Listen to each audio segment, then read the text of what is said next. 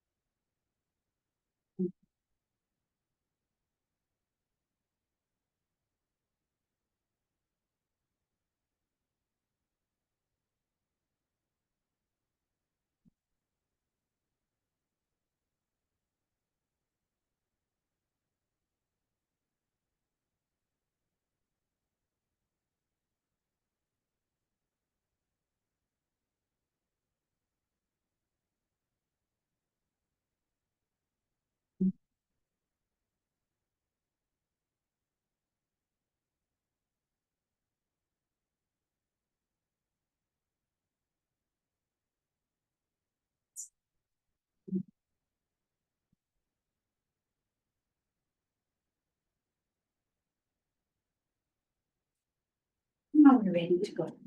Welcome, everybody. Um, Thank you to board members and guests who were here this morning. We are going to start with Stephanie reading our vision and mission.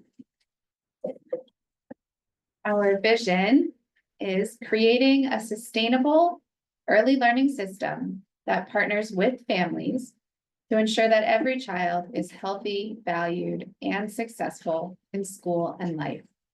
And our mission is to support children's academic and lifelong well-being by directing and supporting the EOEL for an effective, coordinated, high-quality early learning system from prenatal to kindergarten entry.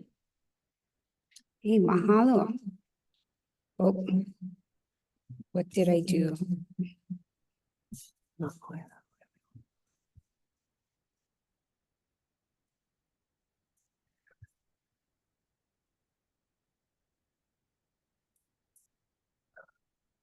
Also. So the owl is picking me up. Is that what it is? Got it. Okay. So next is announcements and then the roll call. And I wanted to let you know that I received clarification from our Attorney General regarding less than quorum of voting members can attend a meeting. And he said the law doesn't make a distinction of which hat the invited board members under, because I was like, so if someone is invited to a meeting with their work hat, not their board hat, does that count? And he said it doesn't make a distinction. So therefore, at this time, no more than 4 voting members can attend an event. I don't think it's as much of a issue with this current board. With the previous board who were all in early childhood sectors, it might have been. But just in case, just notify me if you're invited to an event and you think that other voting board members may also be there, and then I'll figure it out, okay? Okay. So let me do roll call. First, I'll do the voting and then I'll do the non-voting members. So Alana Bauman. Wait, Souza. Will be Souza. What is Souza? Yours.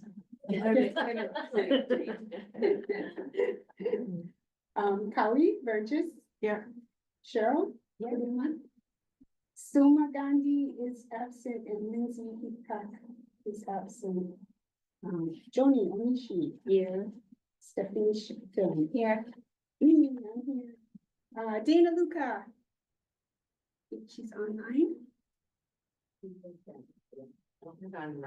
She's not online yet. Okay. Can you let me know when she's online, just so I can mark her? I know it'll be good. How we got into travel? Rochelle Mahoy is not here. Bill Bossert? Here. Nafua, who's here? Bill here. Stephen Schatz and Matt Shin are absent, so we do have quorum for voting.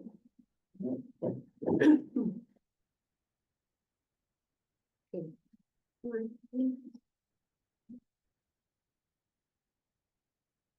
Right.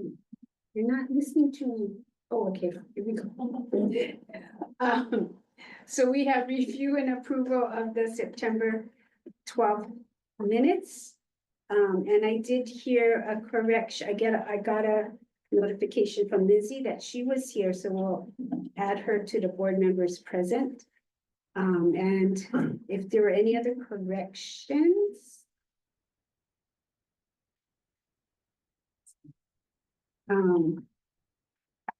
If not, I'll entertain a motion to approve the minutes as amended. I saw a like on page 9, Oh, I okay, think it should be Kids Start and then Park Start. page 9. Which paragraph? The first one on the something. The last set. Oh, okay, the heart, it says heart start instead of head start. In the beginning, it says head start. And then at the end of the paragraph, it says, it should be head start. Yeah. Okay, any other corrections or? There was a correction on page 1, public in attendance, first name Aldrich. Unit. If we can correct that to Aldrich Oh, Aldrich, from Lieutenant Governor's office. right. Okay, Aldrich. Yep, yes. Dana, okay, Dana's on, thank you. Hi, Dana. Dana's on. Any other corrections? Edits? I really want to thank Tara for, compiling the minutes and, getting it out, really, she gets it out by the next week, which is very helpful, while it's still fresh in my head. because, any others? Okay, hearing none, I will entertain a motion to accept the minutes as amended. And I move to approve. that, we have a motion, can we get a second? Yes, go ahead. I just looked up my notes. Oh, okay, sure. It seemed to have an inconsistency around proposed standing committee. Okay, proposed standing subcommittee, legislative matters. Hold on. It said we did something and then. Legislative proposals. Motion was made. Oh my gosh, I'm sorry.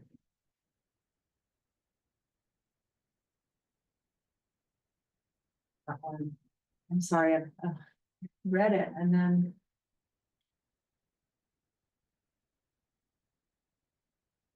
It was relating to a motion Uh-huh.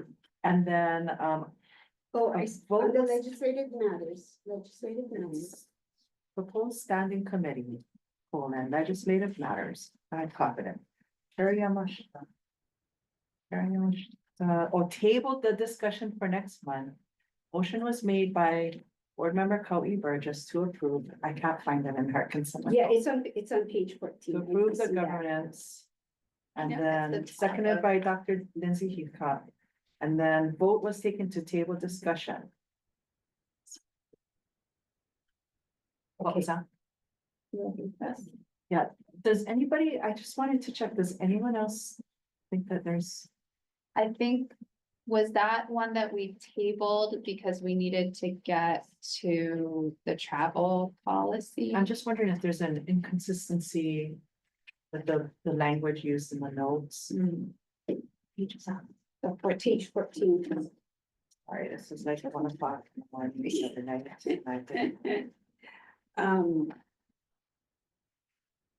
Oh, You know yes. what, because there The table wasn't was that, I mean, there the table wasn't- was- a governance committee recommendation regarding this matter. Table this discussion for next month. The motion was made by me to approve the governance subcommittee's recommendations, But there was, and then the vote was taken to table. But- discussion. Yeah. Okay, Oh, so I see. now You're I saying the remember. inconsistency Yeah. is Here. the Between what- motion was to table the Right, so we discussion. discussed it, those are notes of our discussion, but then we voted to table the Table it, discussion. The motion was made by me to approve the governance subcommittee's recommendation, Except, motion was seconded, so that's a different. no, No, so, I think it.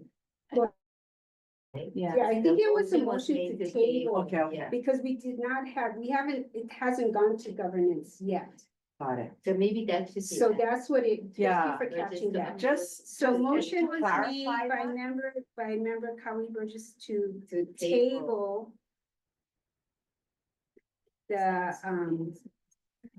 the item, Yeah, I'm the trying to item, be, thank you. what was done, And then it was seconded by Lindsay and vote was taken to table discussion yes, until October. yeah, meeting. just the. Okay, so what it will read is motion was made by board member Kali Burgess to table the agenda item. Yes. Yeah, then there's no inconsistency. Yeah. What happened? And then that motion notes. was seconded by Dr. Lindsay Keepak, and then the vote was taken to table the discussion. Thank you for catching that. I did kind of notice that and then I forgot. Thank you so much. Okay, any others?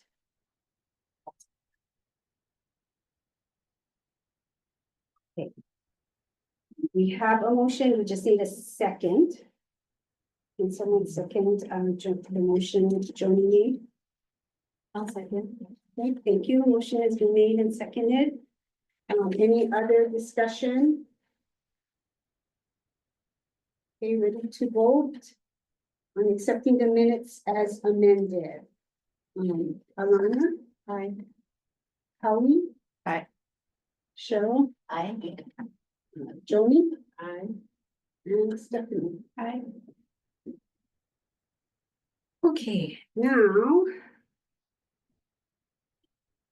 Oh, it's, Hugo's turn. So I will stop sharing screen.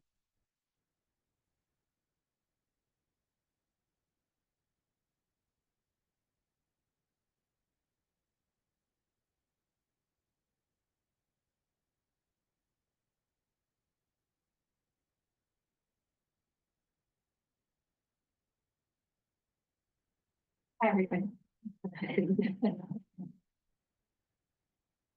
So again, the first part of the report is just going over the parts of the roadmap that we might have some updates on from this past month. And again, this is just showing again where this roadmap lies and the parts that are part of it. So again, action item number 1 is around workforce development and support. And yeah. All right, I just did from my. Yeah. Yeah. And then think, so usually what happens is I have them come to the front so that Al can pick up their voice, but Oh, most people are here, but yes. I can speak loud. Yeah. Good afternoon, everyone. I'm Ian Okamoto, Workforce Development Specialist with UEL. This update, this month pertains to, discussion that, UEL has been in, with the Department of Education's Office of Climate Management. This, was taken up to, address, some, challenges that, we've been running into, when it comes to, being able to hire, educational assistants, our EAs, for our new public pre-K, classrooms. That pertains to the select certification requirements that we set up with the department. As we've been going through this process of trying to hire our EAs, we found that there was actually a little bit of a discrepancy between what is in place in statute in terms of the requirements and what we set up with the department for the select certification. So we have been meeting with them and are in the process of updating revising the select certification requirements to include the following. So the bullets here are going to be the new possibilities in terms of the qualifications, the minimum requirements for pre-K EAs. First of which would be possession of a current child development associate credential. We also could have folks who are successful completers of university coursework for certificate that meets the requirements of the CDA credential preparation. Or completion of 120 hours of formal education, formal early childhood education training, covering the growth and development for the children ages 3 to 5. And that actually is in alignment with what would be required for the CDA. This type of training can include patch training, as well as other training that is effective with the Department of Human Services. Finally, they can be enrolled in a program or coursework that prepares the individual to obtain a CDA credential. And that note there, and those bolded sections with the star are the areas that.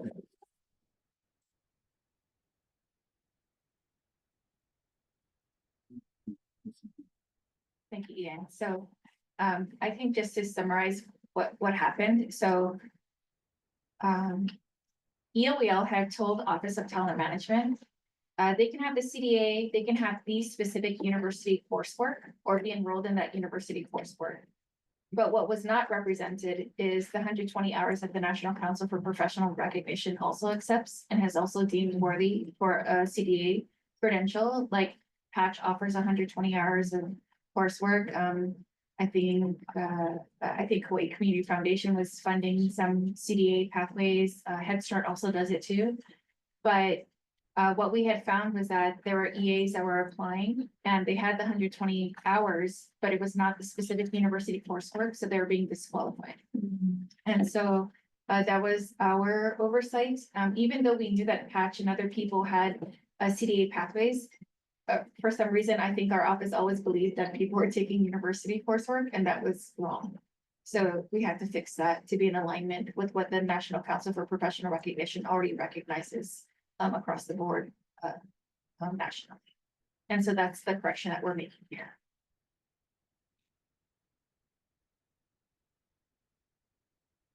So the next thing is around facilities. And so some people had asked at the last session, where are the locations for potential next openings? And again, because we work hand in hand with the School Facilities Authority and the Hawaii Department of Education, these are sites that have already been assessed for renovation for this upcoming school year. So this will start to grow. So this is just what it looks like right now, what they've gotten to. So there's Hana, 2 rooms at Hau'ula, 1 at Helemano, 1 at Lunalilo, and 1 at Makaha. So again, ELBL is going to be requesting the 25 site positions this upcoming legislative session, as we had discussed prior. And so pending all of that being approved, then these sites would be looking to open this upcoming school year. And so as they continue to work through their site assessments, then I will continue to update this list so we can see what comes through. Because even though certain places could be identified, once they go through assessment, for many, many reasons, it could work out or maybe it could not work out at this time. And so I'll just continue to update this list as the day moves through their process too. I happen to be overhearing a conversation at a charter school Yes. meeting that they've been given a batch of Oh, yes. rooms or sites. Yes. Is that Yes. So run through you too? It's not necessarily through me, but I can bring the charter school spaces into this space too. So thank you for that. Let me just. So he is correct. So SFA doesn't only build for EOL. So they don't only run it for EOL. They can build on state property, which can be contracted out to individuals. I mean, individuals, not individuals, but providers. And they are also working with charter schools. So the charter schools also do have their own list of spaces that they're working with the SFA on. And so I can bring that forward into this conversation next month, and I'll work with charters to do that. And you're correct. And so going along with that, but this is another strategy that the SFA is actually working on right now, which is hubs. And so eventually, the amount of public schools that actually have space to renovate is going to run out. They're not gonna have any more rooms to renovate, even if they wanted to. And so one of the next strategies that the SFA is looking at are creating hubs, or they call it modulars. It's not like a typical portable, like sometimes when you say portable modular, you have this vision of what that looks like. But this is one variation of a modular build. And so what the SFA is doing currently with the Department of Education is trying to identify communities based on a scorecard that the SFA has to identify the best communities for hubs. And so they are working through that process right now with the DOE. And when I get more information on that, I can share that here. The next one is the funding for the early care and education system. And so while this is not directly connected to funding, one of the action items and strategies that are within action item number 3 is to identify, examine, investigate, and evaluate current provider data to understand Ohana demand and facility usage on a more granular and community by community level. And also to differentiate by geographic area, provider setting, community needs to be great to the greatest extent possible. And Remy, do you want to say something about this, or you want me to just continue? Yeah, we have submitted the 2 data requests, one to Patch and another one to DOE. So we have high hopes that the data delivered will be delivered promptly and will be quite. You want me to? I can also speak to the goal of maybe the. Sure. What we can plan to do with the data. So, well, here we go. So there is here the P20 core metric, and we asked DOE specific data elements regarding the qualification of the workforce. So if the data is available, then we might be able to address this indicator here. That's one estimates that we are planning to look at. Yeah, thank you, Remy. And so going back to this piece and also connecting it to the Hawaii P20 attainment goal. So there are 2 things that we're looking at here.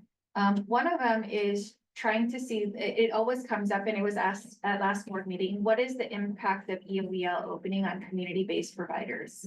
And so we've submitted a data request with certain fields that Remy has populated to Patch to see if we can get that data, and then he can start to work on his analysis of when did EOBL open and what was happening in the system at different points in time to see if we can actually get that answer.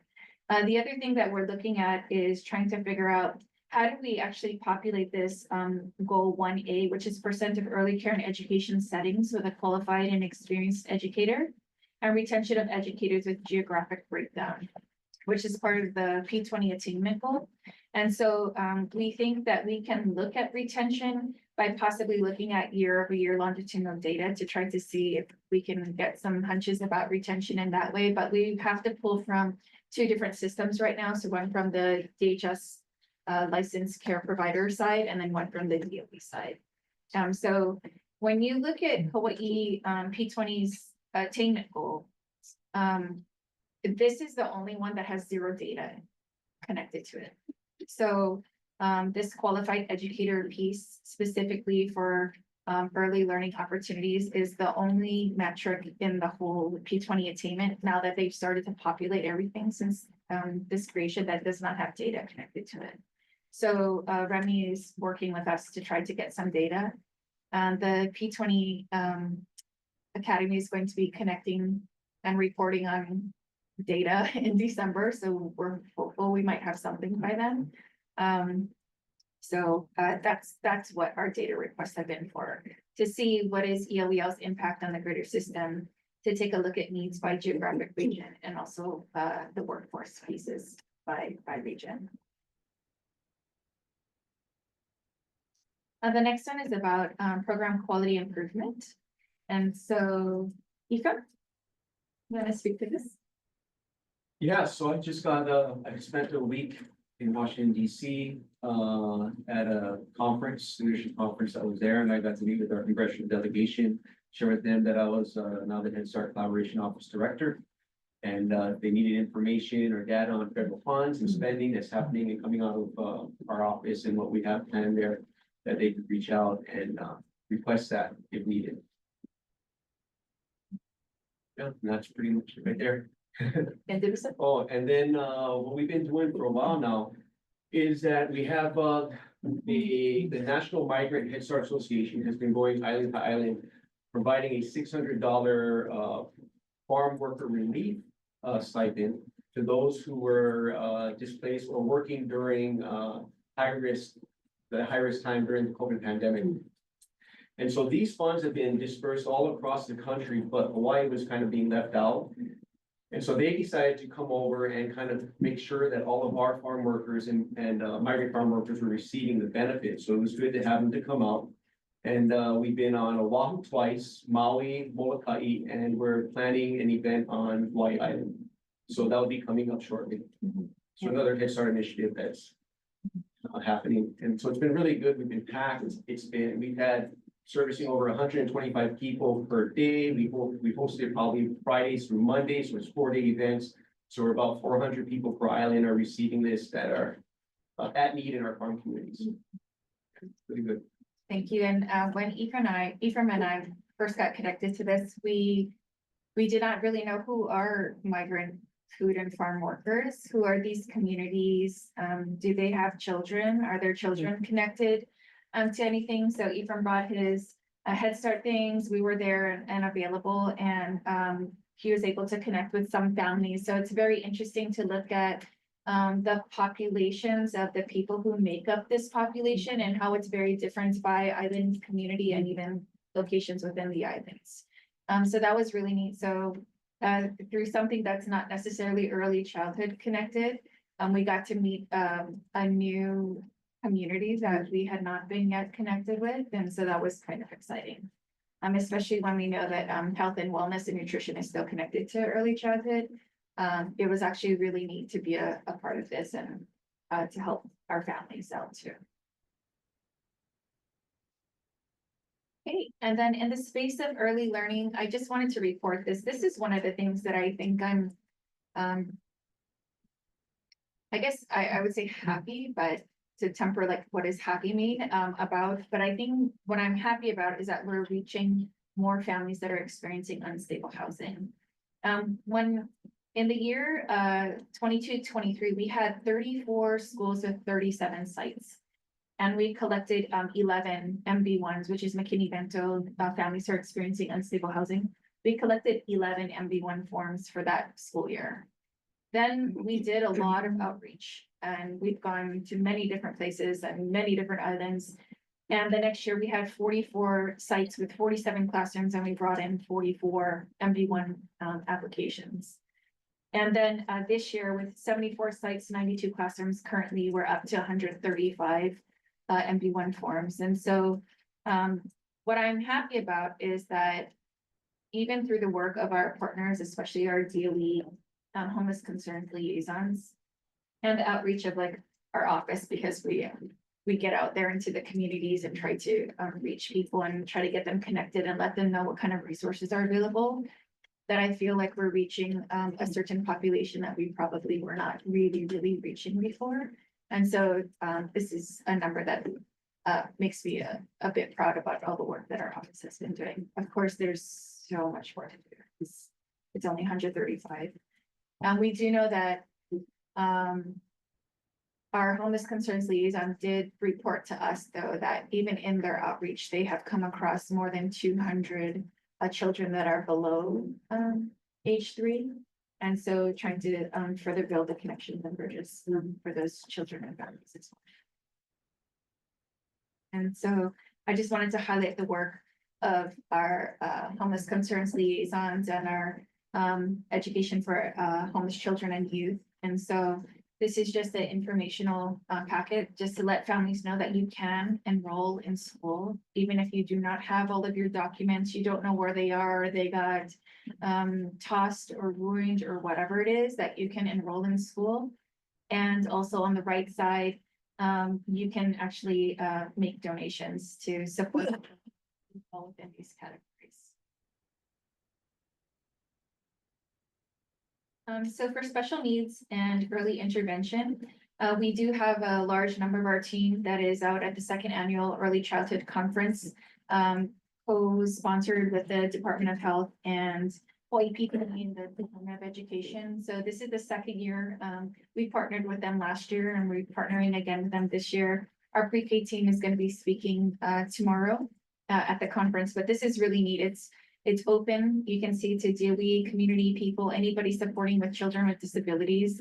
And it's a 2-day event. And this year it's being held at Moana Lua High School.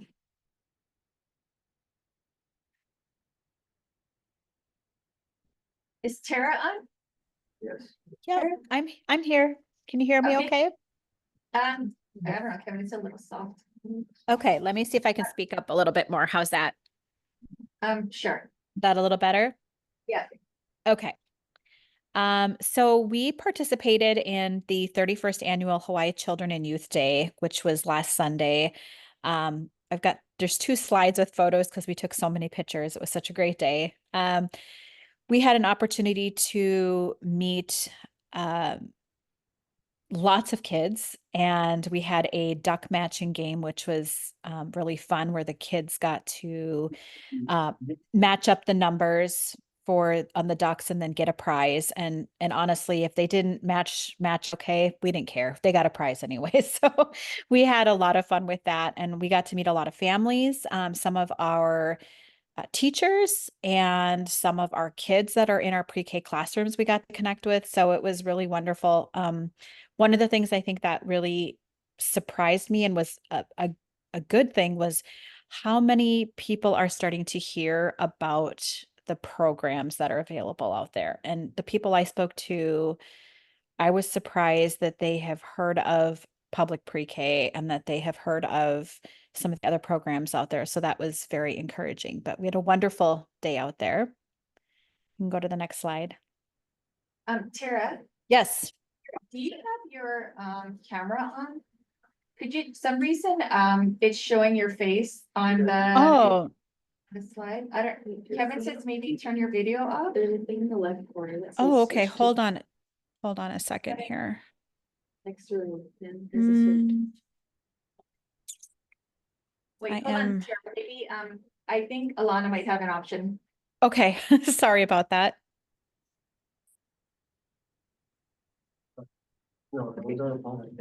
Okay, thank you. Oh, there it is. Okay. Okay, perfect. So this is the first picture that Tara was talking about. These are some of our, the children that we saw. Some of them are teachers and also children that are enrolled in program. And then this is our team.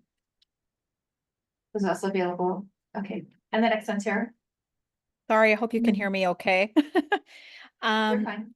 So Mikako and I went to Kauai earlier this week. It's been a busy week. We went to Kauai earlier this week for the Kamehameha Schools Kauai Admissions and Resource Roadshow. And we were able to connect with families that are have their children doing the testing for Kamehameha schools. And it was also just a great opportunity to meet a lot of the other providers in the community and families that came out for this event as well too. So that was very good. Go to the next one. Oh, I think that was it. Yeah. Oh, sorry, one more. And then we've also been participating along with Lieutenant Governor Sylvia Luke's office. We've been doing the Ready Keiki backpack distribution events, which have been really fun. Lieutenant Governor comes in and reads a story along with legislators from that area to the children in the classroom. And then they receive a backpack with a book, a water bottle, crayons, a notebook, and then a letter goes home with the parents explaining what why they received the backpack and what the program's all about. So it's been a really great way for us to connect with our classrooms, the teachers, and it's been great. It's one of the most, I would say, fun parts of our job to be able to see the kids. And a lot of these classes have prepared for this visit, which is very special. They've made lays, they have prepared songs, and it's been wonderful. So we've had a really great time. And then we also did some school visits. As part of that, also we visited schools on Molokai, which Yuko, Mikako, and myself did as well, which is really great because we were able to meet with all 3 elementary schools, meet the principals, take a tour, look at the classrooms, and connect with them as well. So on a personal note, I just want to say I was very impressed with the amount of love and attention that went into these classrooms, I guess, to these schools. We don't often see the rural communities living on Oahu, and it was very warm and welcoming, and it was really great. So we were very happy to visit. So Thank you, Tara. thank you. When we were on Molokai, we were also able to stop by Molokai Charter School. And so we got to have a tour, speak with the principal, the teacher, and everything, and learn more about charter school needs and strategies that they employ. And it was really great to learn about them as well.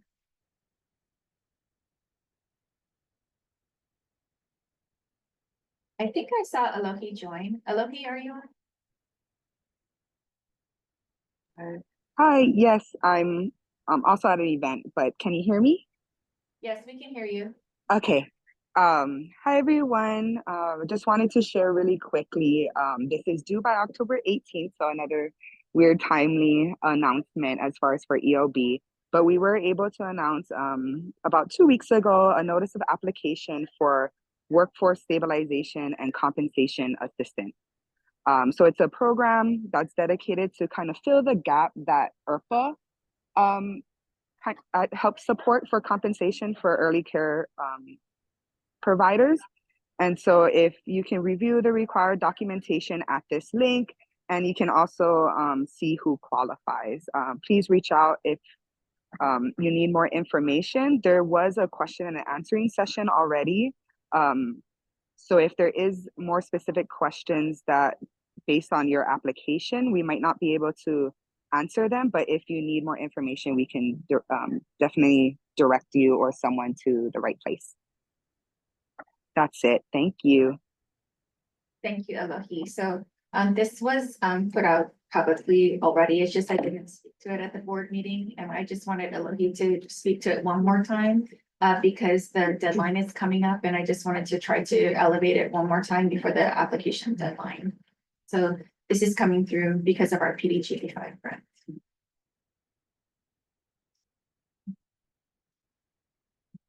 And then that's all for now. Okay.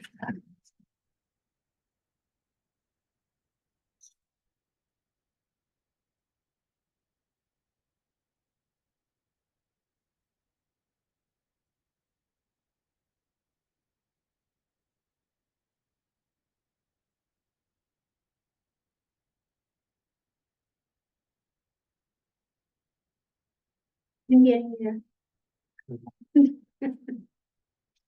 It's not.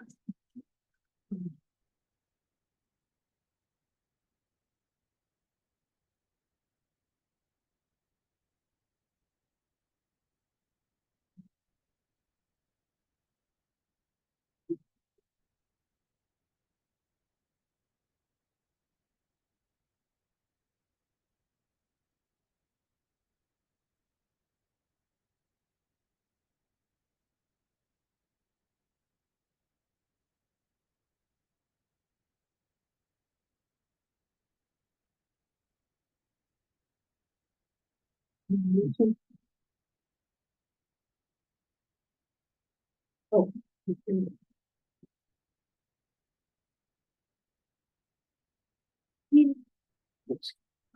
Yeah. Okay. Okay. so grateful we have tech supporting us. It would be really hard. Okay, unfinished business. We have been talking since July, I think, about a proposed bill to amend, or maybe just last time, to amend the board composition to add the Head Start collaboration, actually director position to the Early Learning Board in order to comply with the federal Head Start Act. So we did table this discussion. I will entertain a motion to continue discussion.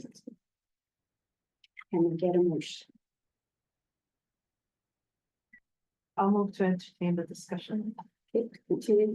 Can I get a second, please? I second. Okay, and I have to record the voice.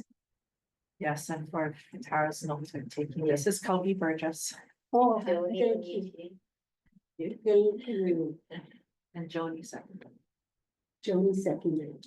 Okay, Alana, Aye. Kelly. Aye. Cheryl, Aye. Joan, Aye. Stephanie. Hi. Mhm. Okay, so at the last meeting, DHS Childcare Advisory was suggested as a way to comply with the Head Start Act. However, currently the governor has designated Early Learning Board as the state advisory council, which is required by the Head Start Act. And so after discussing with DHS and EOEL, it seems simplest to propose this bill, and we, the board, can be proactive and be prepared to pass an internal policy to recuse the Head Start Collaboration Director from any discussions regarding the EOEL director. So when we go to the legislature, present, and they ask, hey, so how can he be in the office and she's his supervisor? Then I can say, as Early Learning Board, if this bill passes, we have a policy ready to go that we can, we will recuse the Head Start Collab director from any discussions about the EOEL director, evaluation and salary and all that kind That of could stuff. potentially be written in the bill too, yeah. I'm sorry, It could potentially be written in the bill too, yeah. to, To have the Head Start collaborator yeah, so this is, recused from any. oh, to relating put it to in the The bill. director of. I EOEL, see. Right? We I, can do that. I don't know. So we could investigate that. If it can be put into the bill, then that would, That way you don't need to explain it. yeah, then we wouldn't have to do a policy. It'll just be in the bill. So, I'm trying to remember, I think somebody in the last meeting, we were talking about this, that they were exploring a different advisory council that exists, that could potentially be one that would satisfy this, that was a childcare advice. and that's the one that it will not satisfy. Right, because then it would have to be designated as the state advisory council, but we are already the state advisory council. Okay. So this has to do with the evolution of Early Learning Board Yeah. growing Yeah. from state advisory council or, yeah, to what we are now, a government. Any other comments or questions?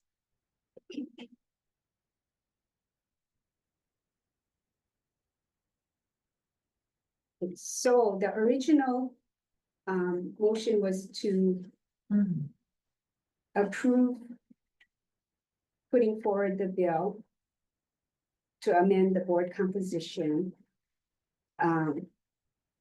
Should have left, we did it last time.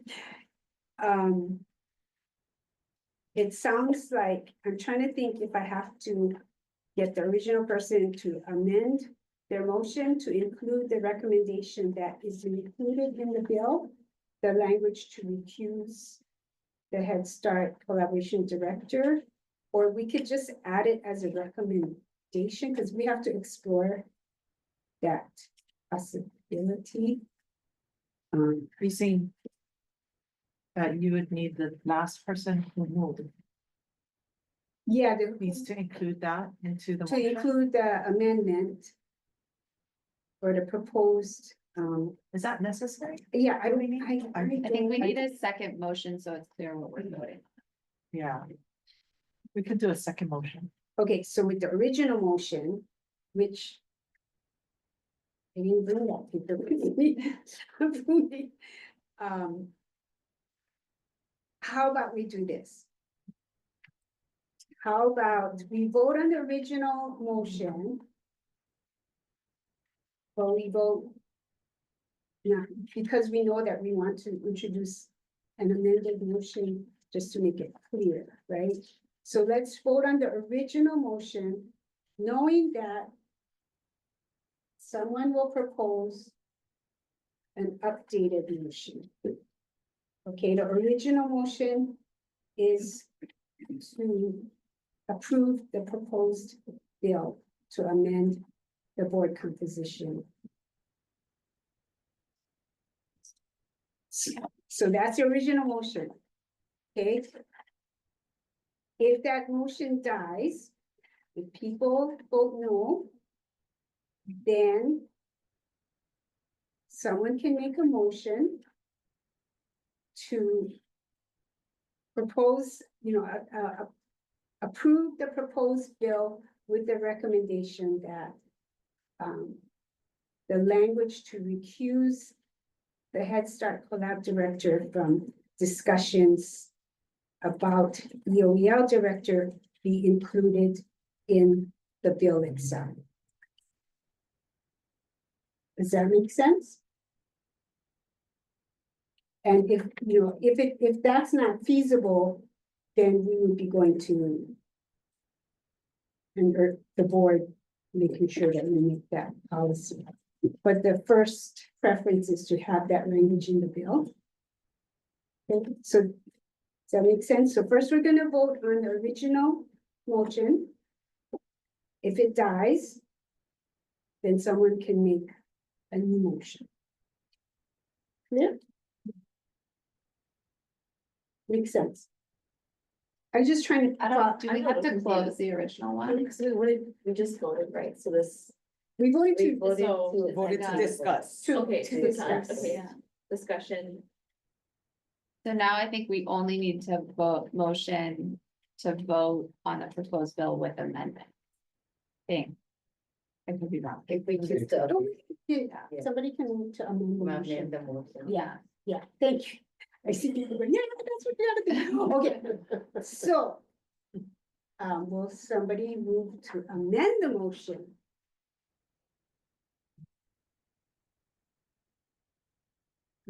Move to approve the proposed bill with amendments requiring the Head Start director to recuse themselves from voting on matters related to EOEL ED performance and compensation.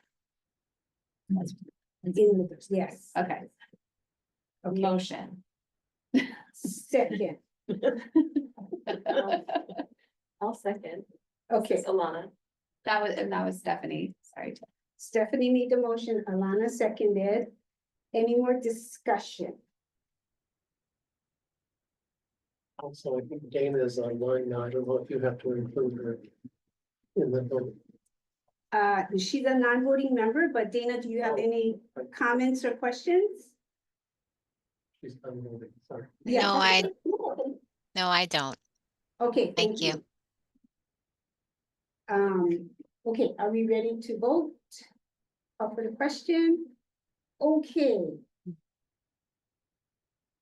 With amendment. So the motion is to approve the proposed bill with an amendment to add the language to recuse the Head Start Collaboration Director from discussions about the EOEL director in the bill. Discussions and voting. Oh, correct. Yeah. Well, it's not a non-voting position anyway. Oh, So it would be discussions, yeah. Okay, any other questions or comments? Ready to vote? Okay. Alana? Aye. Kelly, Aye. Cheryl, Aye. Joni, Aye. Stephanie. Aye. Oh, it's passed. Okay, Should just. okay. Unfinished business. The finance committee, we had, postponed the discussion at the last meeting. Steve Schatz could not be here. So I will entertain a motion to postpone this discussion until the November. And also the finance committee needs to consider some additional information that has come in. So, Steve's memo might be amended. So we don't have anything to discuss. I just need a motion to postpone or table the issue until November 14th. I'll move to postpone the discussion until November 14th. Howie moved, second. Oh. Joni second. Okay. Any discussion on that? Can we get the memo ahead of time to review? Yes, yes. So that's why, yeah, yes, definitely. Thank you. So that's why, yeah. Last meeting I realized, okay, just send all that stuff ahead of time. So I will, thank you. Okay, told Alana. Aye. Howie, Aye. Cheryl, Aye. Joni, Aye. and Stephanie. Aye. Okay. Next one. Yeah, last meeting was nuts, yeah. So anyway, more unfinished business. This is the one that we had tabled. So I need to have a motion to take it off the table and continue discussion. I'll move to continue the discussion. Howie moved, Colleen. Yes. Joni second. and then go for the vote. Alana. Aye. Howie, Aye. Cheryl, Aye. Joni, Aye. and Stephanie. Aye. Okay. So what we need to discuss are ideas on what maybe a clear directive would be to this, for this committee, possible structure, history of how legislative matters were handled by the previous board. There were legislative priorities and the board approved them. And they approved, I think, the bills that the board would support. And then, as I understood it, Chair Bob Peters wrote all the testimony for the board.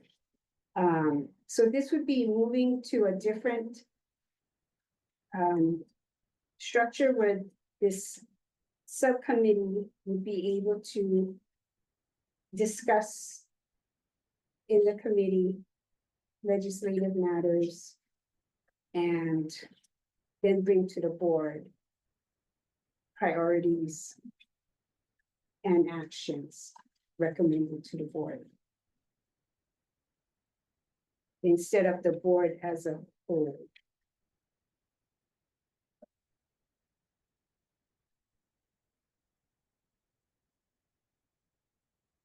Any thoughts? And I think some of the idea about this was about how when it becomes session time, things are moving so fast. And there's so much. And we have meetings once a month. And it's just not enough time to really understand some of the bills and their implications and possible consequences and unintended consequences. So this would be a committee that's probably very active before session and during session. So does this mean that the committee would make decisions on how we testify on certain bills? Because there are times where a bill is agendized and you have 2 days to determine and submit testimony. Uh-huh. So is that how the committee would operate? Considering that- that we meet once a month. as an Right. ELB. And there could be like a hearing after our meeting. Right. So that's a bit, so that would be kind of the stuff that this committee would have to, in its, as it's formed. And maybe governance committee would be looking at this. I mean, they would be looking at this, but that's a consideration. How are those testimonial, the decisions on testimony going to be made? It seems like the board would. Okay, so I'm brainstorming now. It seems like the board would have approved legislative priorities. We've approved the bills that EOL is going to submit. There might be additional bills that the board wants to support or oppose. And that committee would be authorized to maybe write the testimony. Write testimony and sometimes when there's a previous hearing. So say that the board Mhm. has authorized a certain position on a bill. So the EOL testifies via written or oral testimony. And then due to testimonies, different testimonies from the public, the bill changes or the current bill changes and we come to the next hearing and we didn't have a meeting in between, Mhm. but there's another hearing. The committee may need to make a decision at that time To whether to support the or amended oppose, bill or oppose the oppose. change or oppose it. support the change. Right. Yeah. Okay. I think it will be important to have the board agree on those legislative priorities. So there is a document that I'll send out from the previous board for last session, what they had agreed on. So we could start with that, or the committee could start with that, and then, but I think And those so are all we'll really. be I'm saying we, I guess I'm volunteering. But so all the committee would be doing is coming back and reporting back on the actions and decisions and what Yes. happened. Because beforehand, the board would have proved, here's what the actions are, as long as you're in alignment with this, then the board supports the committee writing testimony on behalf of the board. But if, as Kathleen said,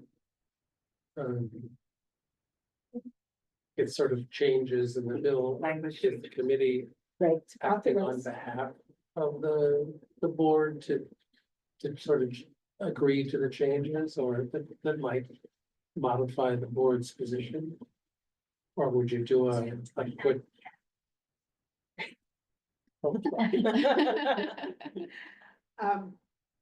That's a good question. I'm thinking that it has to be in line with what the board has already agreed on. And if the amended bill is not aligned, then yes, the committee would be authorized to oppose it. But I think these are good questions that in the formation of this committee, the governance committee has to set some pretty clear guidelines. So, yeah, these are important questions and scenarios. Can we check sunshine requirements? Because I think any like decisions that are basic, that are equivalent to a vote, I think have to be publicly discussed.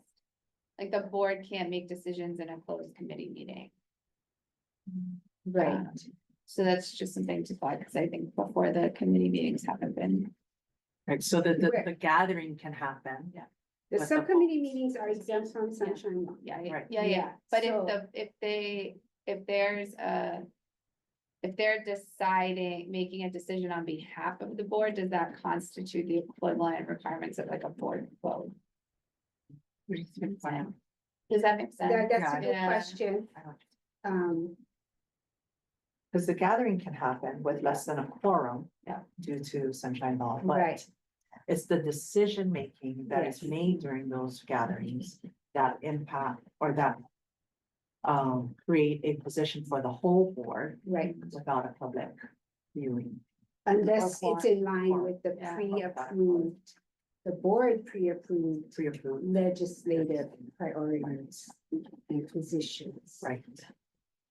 Jeez, Or maybe, well, maybe it just comes down to the definition of what those priorities are. So if we can be really clear, like, Yeah. we support a bill about X, Y, so it's as much. yeah, that's easier said than done, though. Yeah. Seriously, It it is, is. You yeah. can't just, Yeah. anyway, I can go on. But But it's to so try much to give as easier much- said I than done to know. pre-approve something.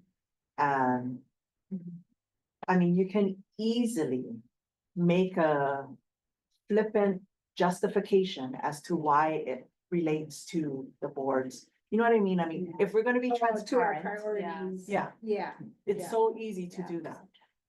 It could be very subjective to what the committee wants.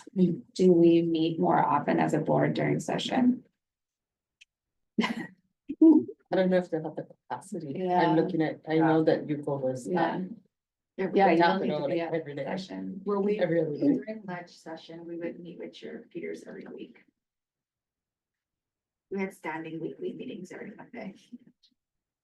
And then there were other things, you know, because it goes over fast, it's once Yeah. Fast. and we had so many things that we were writing testimony. So how did you folks make those decisions then? So the board had their policy pieces. He would figure out which ones like the board would support, because there are other things that EOEL did support that were not necessarily a part of the board's Yeah. priorities. And so whatever it was, we kind of let him know that what's coming up or what's going, or he was kind of also looking to let it, like, if you can easily miss things too. So it's really good to have multiple people tracking that at the same time. And so then, we would kind of we would write our statement and then we would send it over to chair, and then he would change whatever, so that it's kind of aligned, but not necessarily the same. And so that's So kind in of how we did. this case, so the subcommittee would do what the chair did in the past. Like a legislative Like meet consultant with you or every advisor. week and.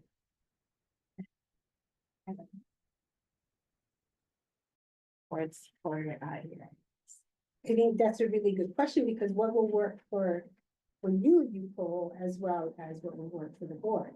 Can we Right. note for discussion with the AG? Okay. On. Yeah. The proper process. For this discussion. because it might be that some things don't rise to that level of board vote. Right. But yeah. Just, yeah. Just as a new board, we want to know Yeah, for ourselves, what is the proper procedures? so what would have to come to the full board, what could be handled possibly in the committee? In the committee, yeah. And when, I mean, you know, because potentially the committee could have a public meeting. Right, and make those, that's what I wanna find out, would we need to? Have a public meeting to make certain decisions to change a vote based on the changing of a bill, language within a bill? Cause then you wouldn't have the notice period, you wouldn't be able to do that. We wouldn't have enough public. Right. Legislation is Right, just right. it's too fast. I'm not sure, is Ronald, Ronald, yeah, he's on? no, he put it in the chat. He Oh, said yeah, that's no. Committee would make a recommendation to the board to vote.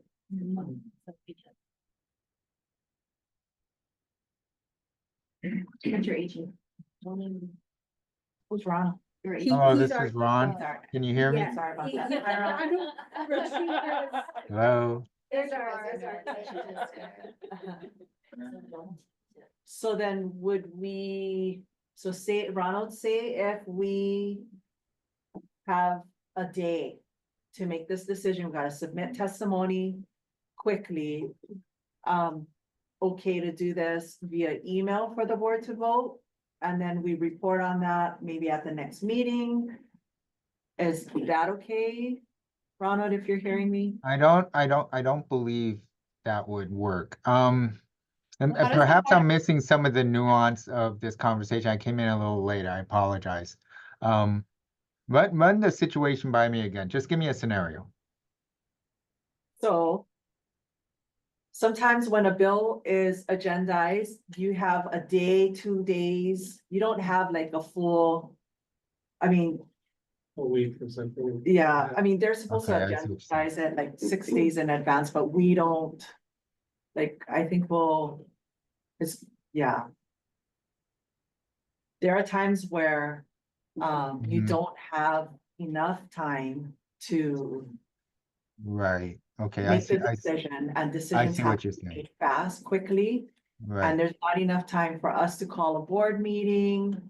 So this is not with regard to the board drafting a bill, but rather the board responding to a bill that's been presented to them. Yes, Correct. Okay, okay, I apologize. I understand now.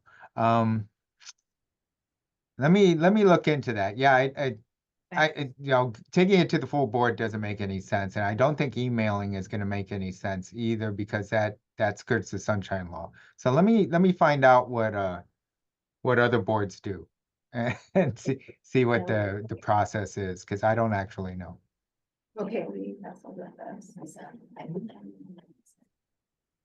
So do you want to refer it to governance with AG input?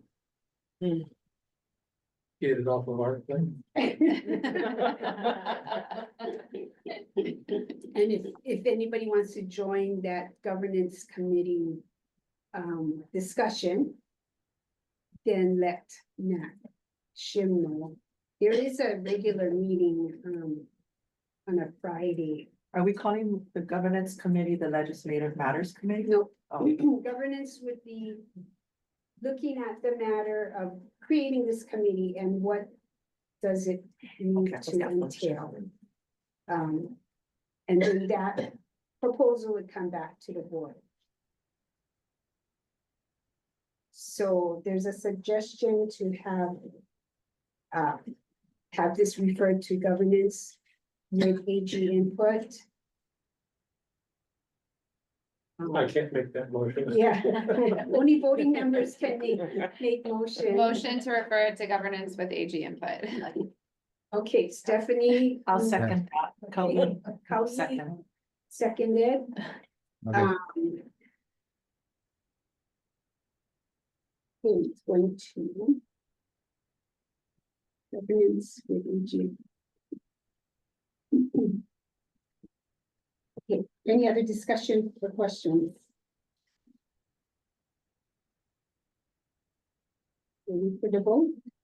Alana? Houghton? Aye. Cheryl? Aye. Joni? Aye. Stephanie? Aye. And I apologize, I wrote notes to myself and then I forgot again to entertain comments from the public after each agenda item. And it's supposed to be limited, each public comment has to be related to the agenda item. So I'm gonna start with this one. And opening it up for public comment. If anyone in the public wants to comment, you can put a note in the chat.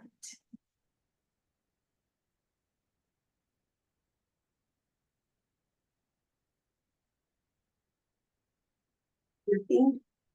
I'm looking, I'm looking at it like I can see. I would have to go put on my glasses, so you guys gotta tell me. There's nothing in the chat, right? Okay. Okay, and let me go back to EOEL Yuko's presentation. Are there any comments from the public on the EOEL presentation? There are a bunch of things. But are there any public comments?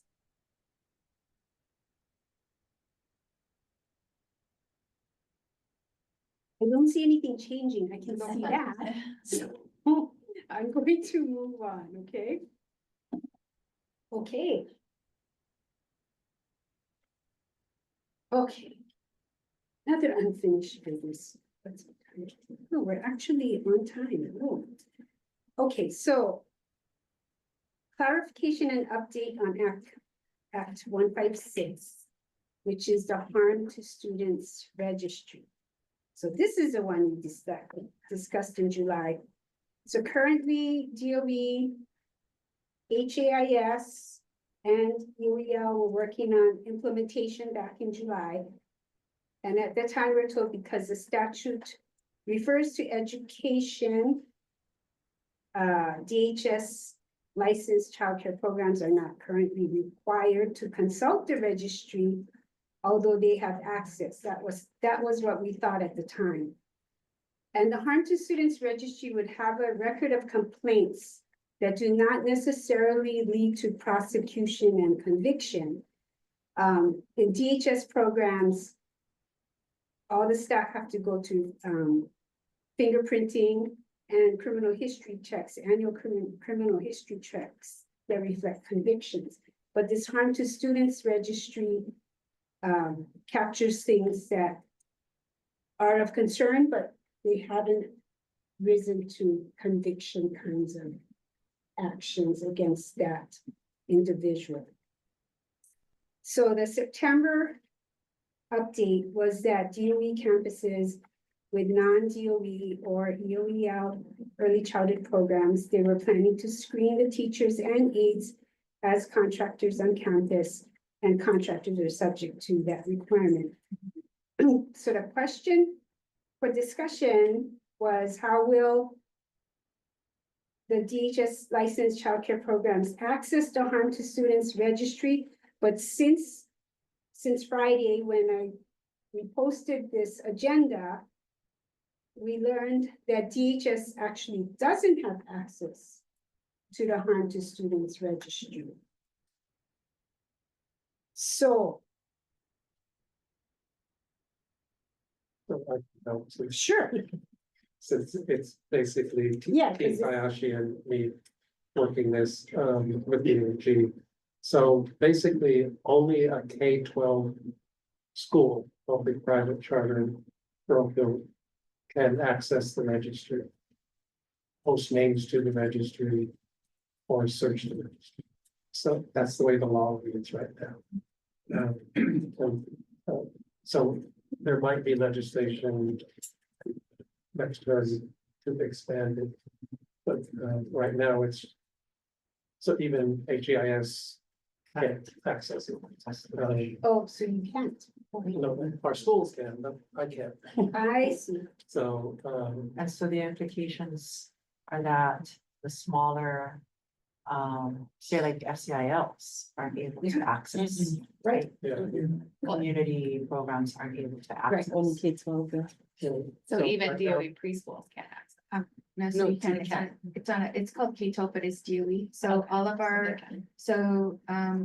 for example, for EOEL. Yeah. EOEL teachers are DOE teachers, so principal will screen before the hire. The one thing though is that for they call 3+ contracts, but our early learning contracts of Head Start providers who are on under EOEL, they'll get screened as a contractor on the campus. Okay.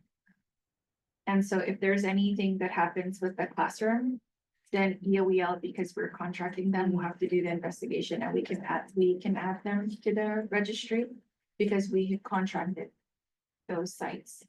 But also know that there are other sites that operate on DOE campuses that are not necessarily that connection to EOEL because they do facilities, use of facilities agreements or something like that. I don't know who's gonna handle all of those if there's something that happens in those rooms, but they will be screened as contractors. Like a Keikio Kaina at an elementary school. Yes, anybody who's on a.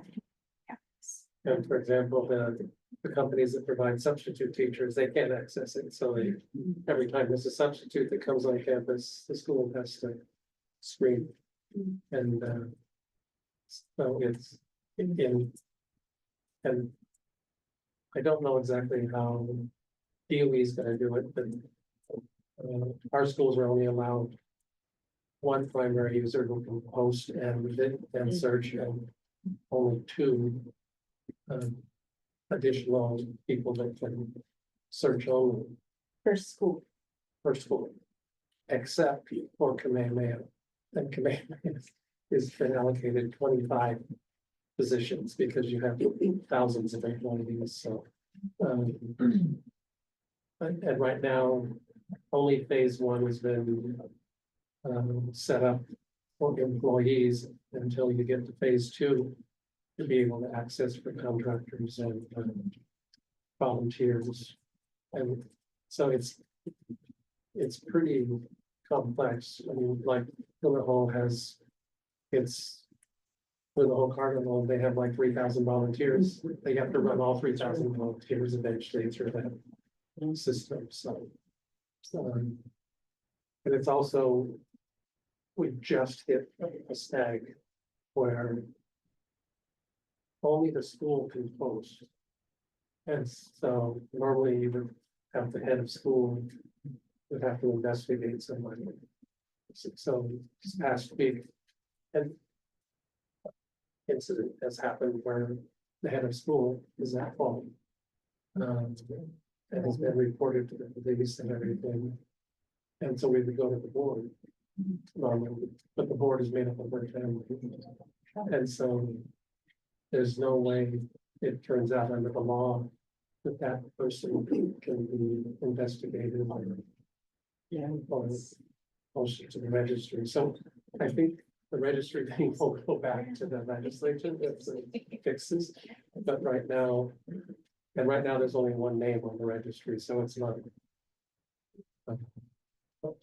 particularly. So. So you started to say that an implication was, That others, so besides the DOE, so like the FCILs, so like building blocks would not be able to access registry for any new hires, volunteers, right? Keikio Kaina can't access. All of the community programs, FCILs will not be able to access and screen there. this. What is it? Student harms registry. Harm Harm to to students. students. Right. So I think any interested parties that think it should happen the way you say, should be. Kind of, I mean, maybe it's us. So maybe For the it's- benefit of the children, right? So- For the benefit.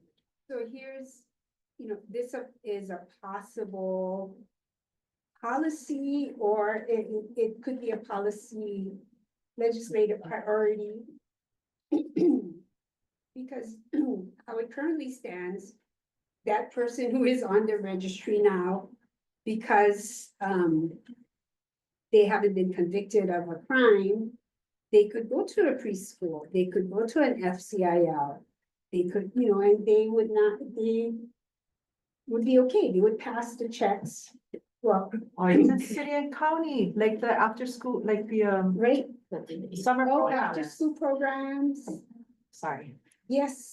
I'll go So on. it is about the safety for children, right? Yes. And so it does seem like this might be an opportunity for the board to discuss, and whatever the board agrees on to make this a legislator, that we want to comment on this, we want to support legislation that.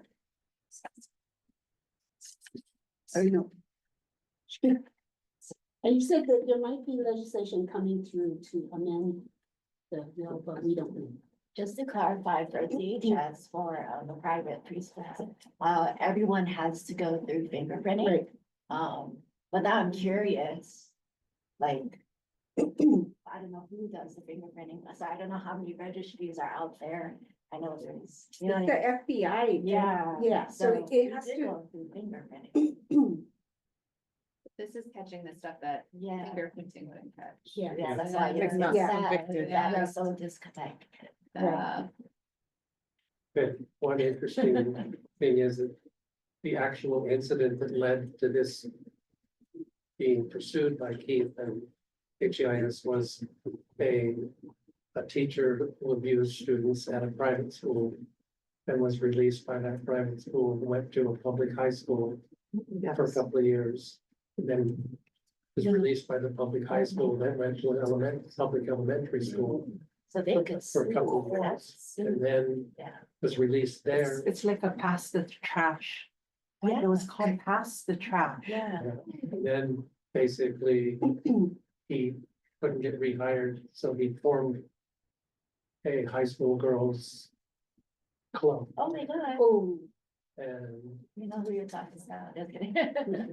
and basically finally Keith and Mike Latham got together and persuaded enough of the offended women to come forth, and the FBI eventually arrested him. But basically, there's all these soccer clubs and basketball clubs and football clubs that could be having abuse as well.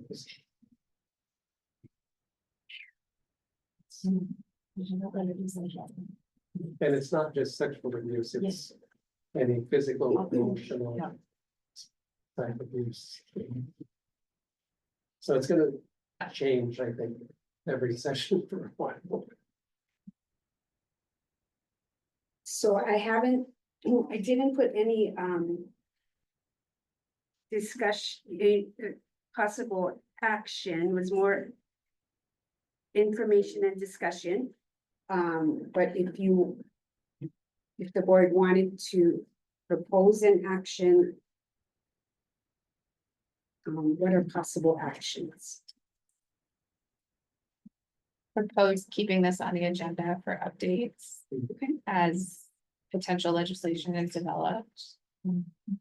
Okay, Do we know if someone is gonna be developing legislation? So on DOE's side, Ken Tucker, in the policy area is sort of receiving, you know, oh, we missed this and missed that and fixed that.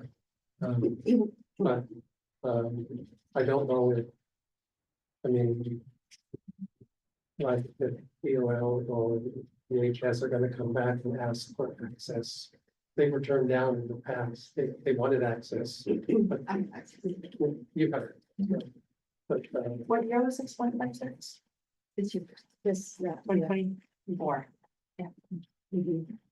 I mean, yes, that's this year.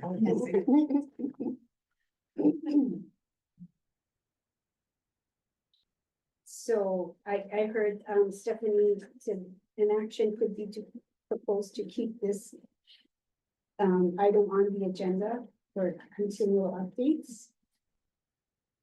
So then we can, at those standing times, decide if we're gonna get more involved or if there's. I don't know if it's helpful to have more cooks in the kitchen at this point around drafting bills. So, but that action would be like directing EOEL to work with DOE. So I don't know if we're there yet or. I think we have to involve DHS though. If we're Yeah. talking about early learning, Yeah. but do they, do you have any?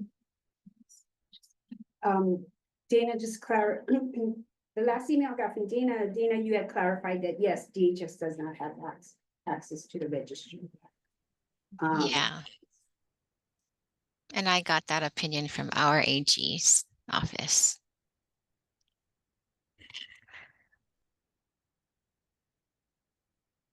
So do you want to? Make that? Oh, go ahead, Dana. Oh, no. So sorry. What was the question? Oh, no, we were just wondering if DHS had anything else to add. And I said it was Oh, clarification that we did not, DHS does not have access. yeah. Is- One of the things that we could consider is for individuals to disclose if they are on the registry in like one of our consent forms. But if we are gonna do that, then we'll have to change our admin, we'll have to go through the admin rule process to make amendments to our admin rules around background checks. If we're going to use that as a one of the factors to make an assessment on suitability.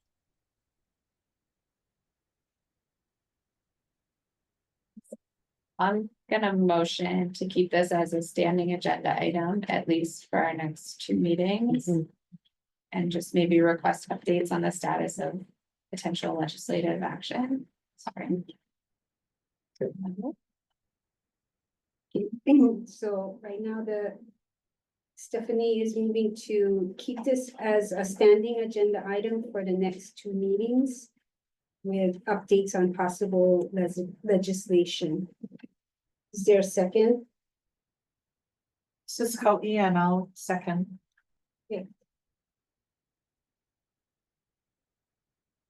Any more discussion or questions?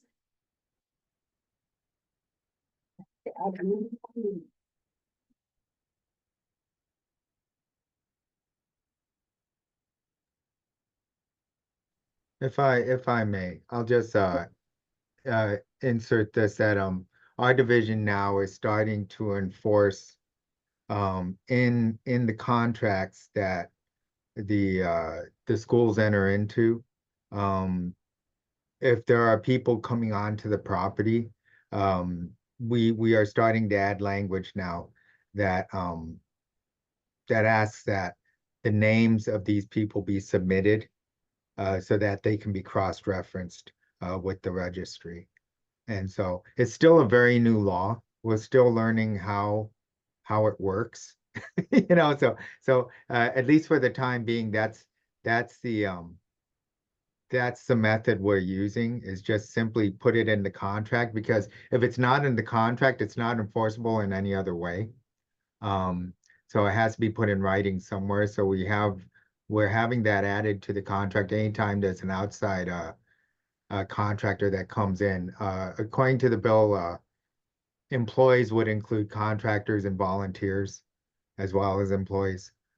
So we're sort of using that to try to get the schools used to the process of actually going to the DOE and cross-referencing names, even though there aren't hardly any names on the list at this point.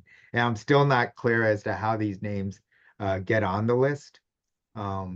That's not very clear from the bill either. The whole thing is to put out a net to try to catch people who aren't yet in the criminal system, right? Aren't yet in the judicial system, who are just still in the investigative phase. So that's sort of what we're trying to put in place, but we're still not completely clear as to how that's all going to work. And that is for public school. Correct, but charter schools as well. But Okay, so for DOE and charter so the schools. schools that are within the DOE Okay. from pre-K to 12. I'll just mention that the DOE is setting up a system on every one of their campuses that anyone coming onto the campus will have to go through. Yes. Like facial ID kind of I don't know AI if thing. it's facial or not, but they would be checked in Oh, I see. and that system will automatically check. So that'll handle a lot of it. Because you have so many people coming in. Yeah. And then our staff did receive our training on how I can create access for me and my team members. And then, so the process is the normal investigative due process that we kind of go through with DOE. And then that finding makes me eligible to add people onto the registry. Fantastic. Thank you for that information. I appreciate that, both of you. Thank you. Okay, so we have a motion on the table to keep this as a agenda item for at least the next 2 meetings with updates on possible legislation. Any more comments? We will call for the vote. Alana? Aye. Ali? Aye. Cheryl? Aye. Joni? Aye. Stephanie? Aye. Okay.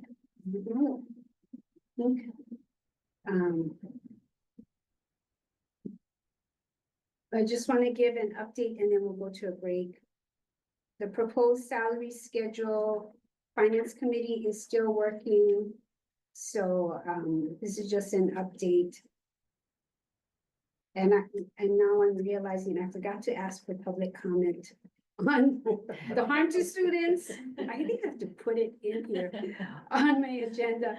Let me go back to that. Are there any comments from the public related to the harm to students registry agenda item?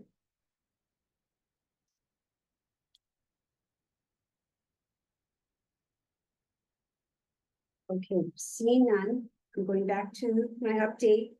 So Finance Committee is going to be looking at what the future salary adjustments are based on right now.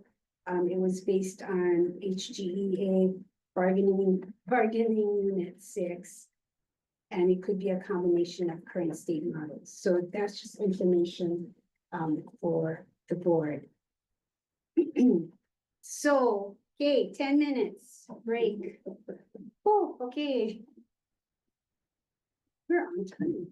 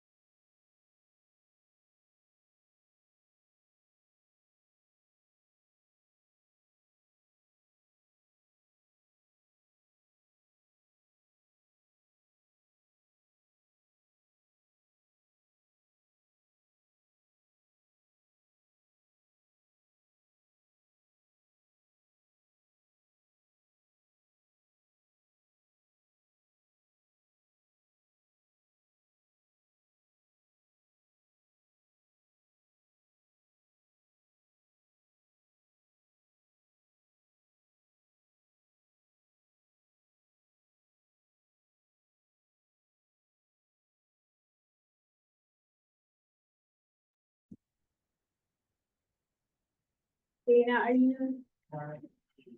Oh, can I start? Yeah, you can start. Oh, okay.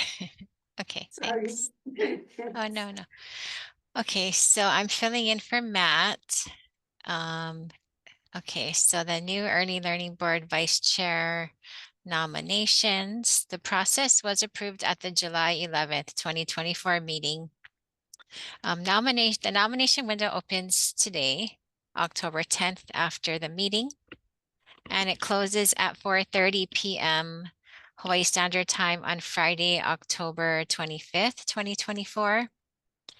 Please email nominations to Matthew Shim. Can we put his email in the chat? So please email nominations to Matt Shim with subject ELB Vice Chair nomination. The governance, I think his email is on the memo and it'll be. oh, okay, Yeah, good. yeah. Okay. So the governance subcommittee convener, which is Matt, will verify interest for non-self-nominated candidates via email before planned November 14th ELB meeting. Matt will submit the names of candidates who self-nominate or accepted nomination to current ELB chair, Elaine Yamashita, who will organize ballot preparation for the planned November 4th, 2024 ELB meeting. Matt will email or text and text ballots to voting members that are present in person or virtual during the November 2024 meeting. The meeting will pause for 5 minutes for voting members to complete their ballots and return to Matt via email or text. Matt will tabulate votes and announce the results during the planned November meeting. And should there be a tie or runoff of the top 2 nominees will be conducted at the next ELB meeting, the next ELB planned meeting on December 12th, 2024. So, as chair, what I want to say to my voting board members is that the, the kind of description of what the vice chair does is almost the same as what the chair does.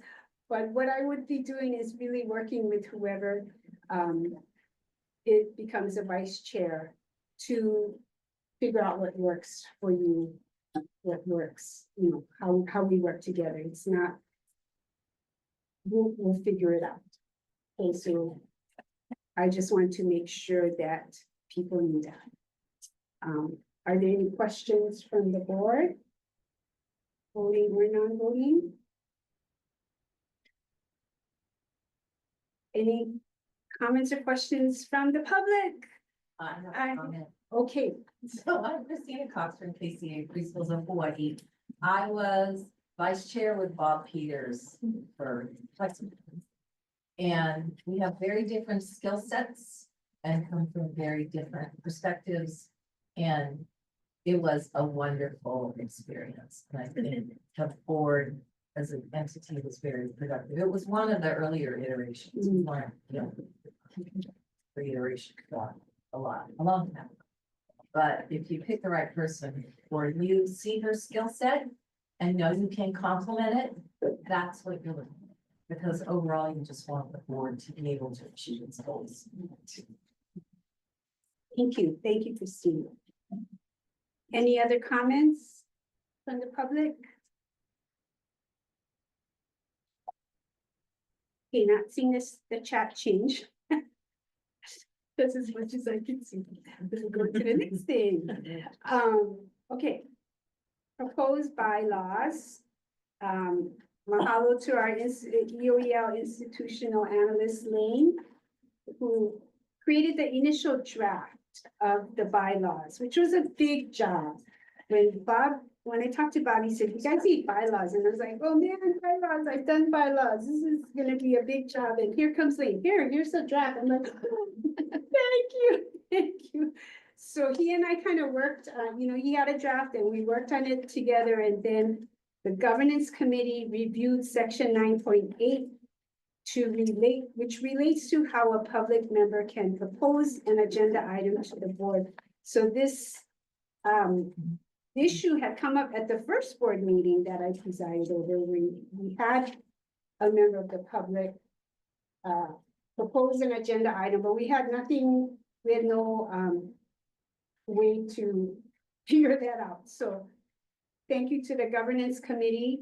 They did put in, they adjusted the language, and board members have been given the draft document. So please review it closely, especially if you're a kind of a bylaws kind of person. I know that's not many of us.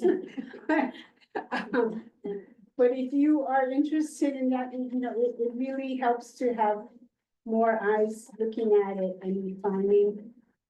Basically, what has been done is trying to incorporate the current policies and procedures into these bylaws, so that going forward, you have every board member has a document that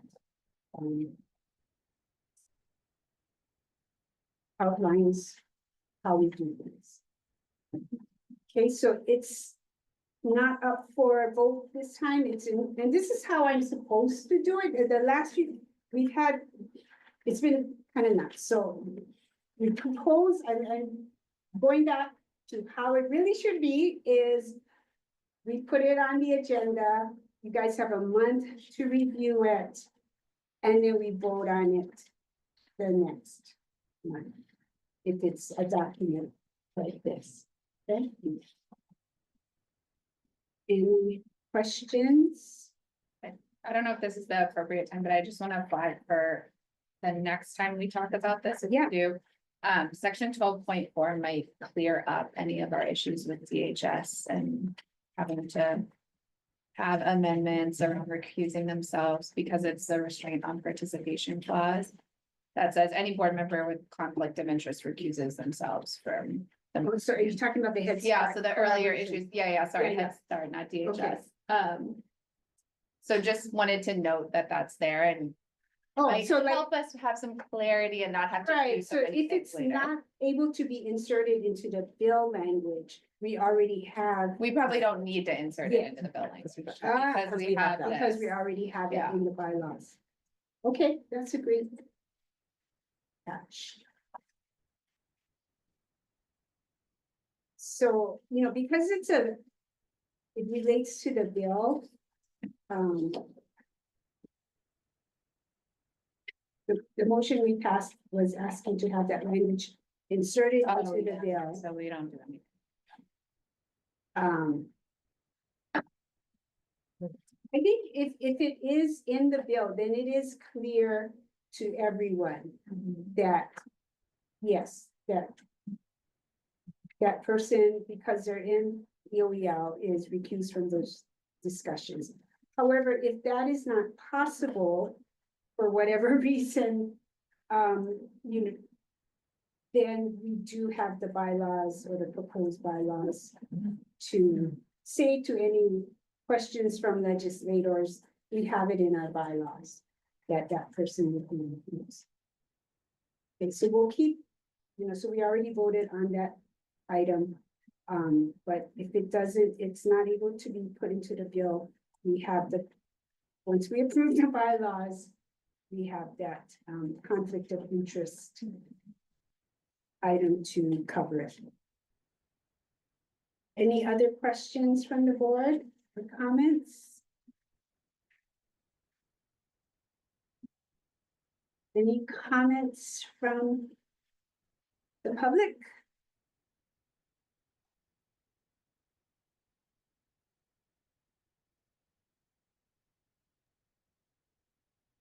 Seeing none. Going to the next item that I'm turning over to Dana again for the governance committee. Okay, thanks, Elaine. Okay, so the governance subcommittee met during our regularly scheduled meeting on Friday, September 20th.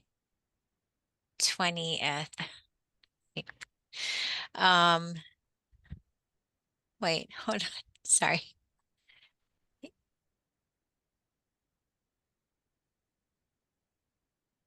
Okay.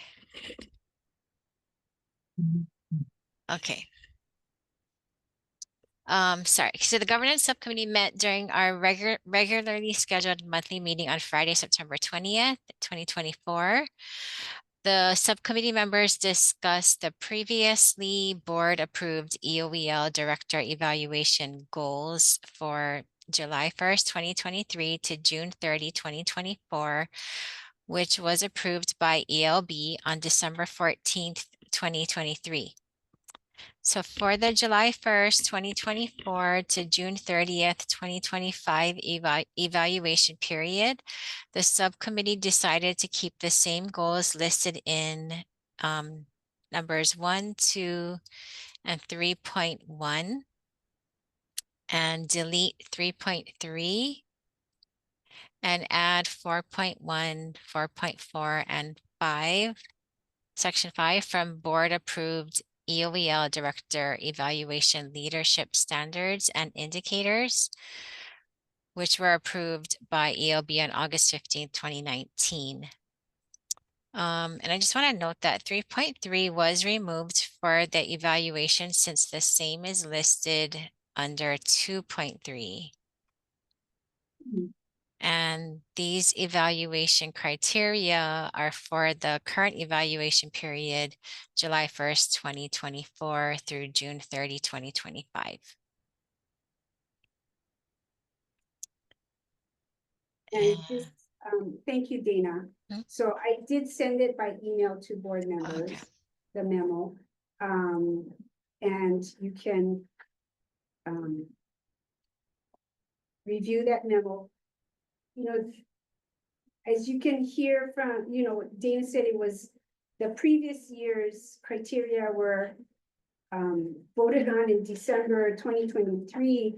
And this is why we created a firmer schedule for the evaluation period, because it was hard on Nicole, because then she has only half a year, and much of that is legislative session to really work on the criteria. So normally, we're still not quite to where we should be. So next year, we're gonna be on it. This would normally be done like July, August, so, or June, July, so that Yuko has adequate notice to what the criteria, you know, and she has input on the criteria. So that's how this process is evolving. Okay, any questions or discuss? We're not gonna vote on it today, please review it in about in the next month, and next month we will vote.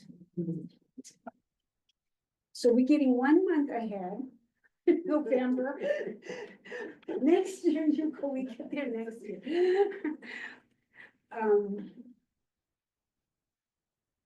But knowing her, she's already prepared and tracking things, so, any questions or discussion from board members?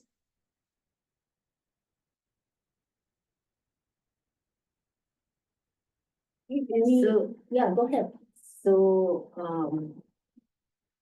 is this a correction to something? I mean, in addition to something else? I mean, Yeah, I'm just wondering, why is it 4.1 and 4.2? Yeah, you're right. I need to send out the original criteria so that you are. Okay, where will I remember to, okay. Thank you. Okay.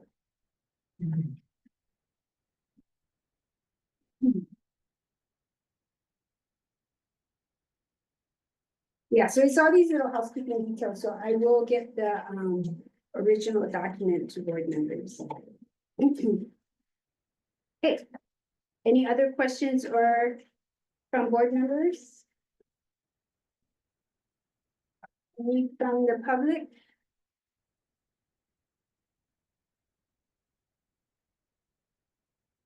See none, we'll go on to the next item. Okay, so this is a new item.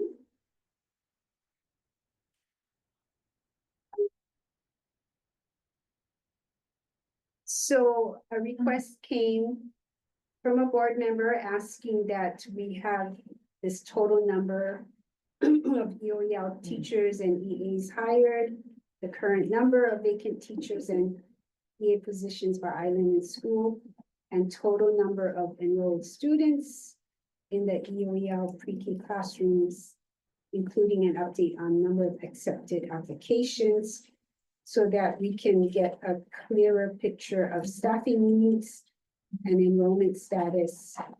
And so we as the board can make informed decisions on addressing workforce shortages and improving student intake processes. So I'm going to turn it over to Nicole. Thank you.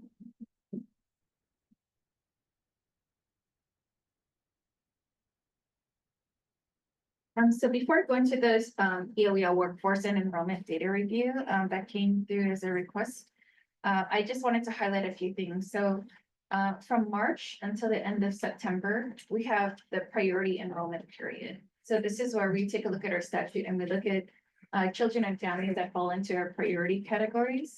We also give preference to the homeschool because they will matriculate naturally into that school. And then we look at priority categories possibly not from the homeschool. But sometimes because families who fall within these situations might need more time to apply or need more assistance with the application or what have you, we permit them a longer time frame to be able to complete the applications for ELBL. Then once we hit October 1, it becomes what we call like open enrollment. So there are already families that applied when applications opened like on March 1st and they did not meet any priority category. So they've been like kind of like on hold or on a wait list until we can get through all the other folks first. And so they kind of sit on the side. So also running with that is the workforce piece that Ian had already mentioned before. So there are schools that are still trying to hire their EAs, but they have somebody who's qualified, but they're not coming through on the list yet. So it looks like a vacancy, but it may not be a vacancy. So vacancy doesn't necessarily mean nobody's there. So for some sites though, it does mean that they have not found an EA, but for vacancy does not mean truly vacant. And so I kind of want to talk about that first. So the other thing, I had to actually run, so ELBL gets the positions for each school, but we are not the employer. The employer is the DOE. And the DOE actually has this statement that says that parents and guardians of a DOE student can ask for the qualifications of the teacher and the paraprofessional who's our EA, who's working in the classroom. And so knowing this, the way that I'm going to report it is actually by county. And so I was thinking, what is going to be relevant to our board, because we have county representation here. And also, if I reported it by island, some islands have very small populations. And I think I didn't want to unintentionally possibly target somebody of a very small population or space. And kind of go against that DOE part about parents can inquire about the status of their person who's in front of the room.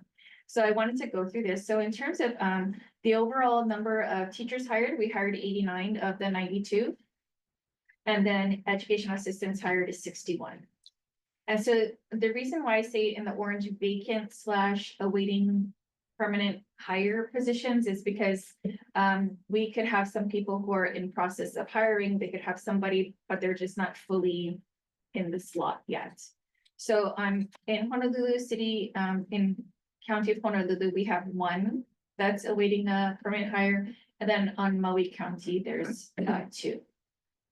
Then when you look at the EA, so again, this is actually current as of when I had to get the slides up, which Tuesday. So some other things have happened since Tuesday. So some of these are getting filled in terms of the EA position. Principals are still running through this. So right now, awaiting permanent hires. So Kauai is 1, Honolulu 17, Maui 8, and Hawaii County 5.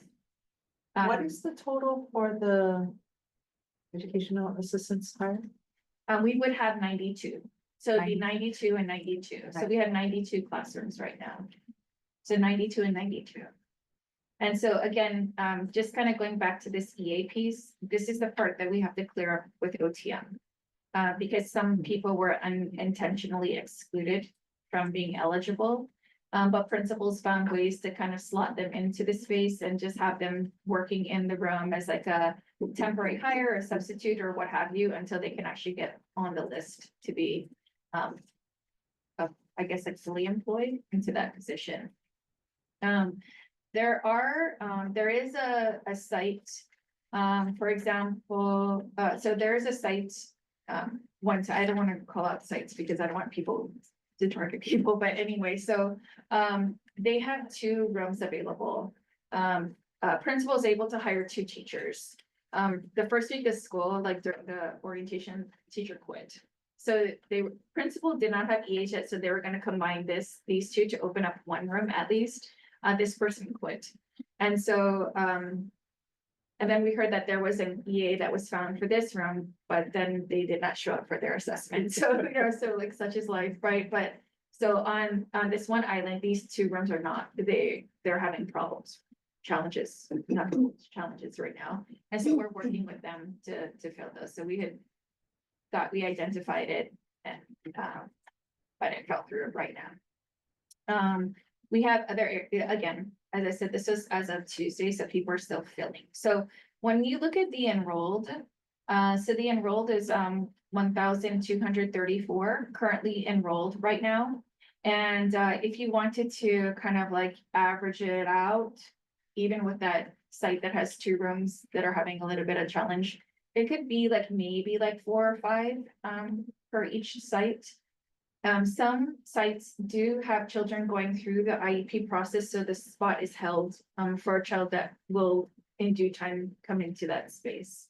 And so that's kind of like the gist of what's happening out there. As of the end of September, we received 2,042 applications. And so this is where we are right now. And if people, I think definitely clearing up the CDA credentialing process will help. I also think that surprisingly, we were hyper focused on the teacher side, obviously, like we got 89, so we were hyper focused on the teacher side. We did not think the EA side was going to kind of shake out like this. So we've been really working. So the Hawaii Teacher Standards Board is working on building the pathway for teaching as a profession and also learning support professionals in high schools. They just recently had a dive into education event that I went to, and I got to talk to CTE teachers and kind of learn more about that. There was a whole section of students that were interested in early childhood education that got to tour Leeward Community College's early childhood space. And so I was sending out our early childhood educator stipend program. And surprisingly, if I could ever encourage everybody, I don't know how many times we can try to send this around. There are still so many people who do not know about the early childhood educator stipend program. We talk about it a lot in our spaces, but we're trying to reach all the other people. So in as many places as we can talk about it, share about it, drop the flyer, leave it someplace. I would say continue to promote the early childhood educator stipend program. Because surprisingly, and also in the most surprising places, people have never heard about it yet. Yes. Just assuming, are you already working with? Yes, Yeah. so each of the academies have, so they're working on trying to pull together the apprentice. So I'm working with Hawaii Teacher Standards Board, who's holding the state K-12 apprenticeship program. And so so part of that building that pathway is looking at the EA space. And so I'm like, how about CDAs for the EA credentialing? So that's how we're kind of working together. And actually, it was because of my work with Hawaii Teacher Standards Board and trying to build out that pathway and having the conversations with the National Council for Professional Recognition, that was actually really like, that was a moment where it kind of like all came together. I'm like, oh my gosh, wait, hold on. And so I'm like, let me talk to Pat, let me talk to Keikio Ka'aina. Let's talk to, we learn from like other programs that are happening out there. And then we had to go back to Office of Talent Management and just try to figure out what is the correct documentation for somebody to show that they're in progress and what would be acceptable. And so we submitted that to OTM. So they're reviewing it and then hopefully approving it soon. Sorry, just coming from the private preschool Yeah. sector, the DHS size, just so, I guess talking apples to apples. Okay, sure. So teachers are like lead teachers, okay, in the DHS. Our educational assistants, are you speaking of assistant teachers? So yes. Yeah. And so yes, And subs? Yes, we're always trying to build subtools, obviously, so I would say yes, and so in the DOE, to be just a DOE teacher, to have a license, you have to complete a state approved teacher education program, which is not necessarily the case in other Correct. programs. Yeah. And then educational assistant, you have to meet the DOE's educational assistant credential, which is high school diploma plus pass their parapro assessment with a certain score or 48 university credits for associate's degree. So that's the base. For EOL, you also have to have early childhood credits on top of that. So you have to have CDA or those credits towards a CDA or those 120 training hours for your CDA or be enrolled and making progress towards that. So that's good. That's the only way you can get on the list for an EA. So What's different about EAs and teachers is teachers fall under HSTA, so contract trumps requirements, especially if you're a tenured teacher. So because like I'm elementary licensed, teacher could, principal could slot me into an EOEL public pre-K where I'm NHQ, not highly qualified. I could be there legally. But I would have to create my plan to become highly qualified for that position, and you get 3 years to do so. So whether it means enrolling it at a field or going through another CETA program, whatever it is, that's that. But for an EA, you cannot get on the list. They cannot slot you anywhere until you provide it's called the select certification. And so sometimes, while there is grace while you're trying to like get through the program, you have to already be enrolled. Where a teacher can get slotted and then enroll, for the EA, you have to be enrolled, have to have it already, or you cannot get on the list.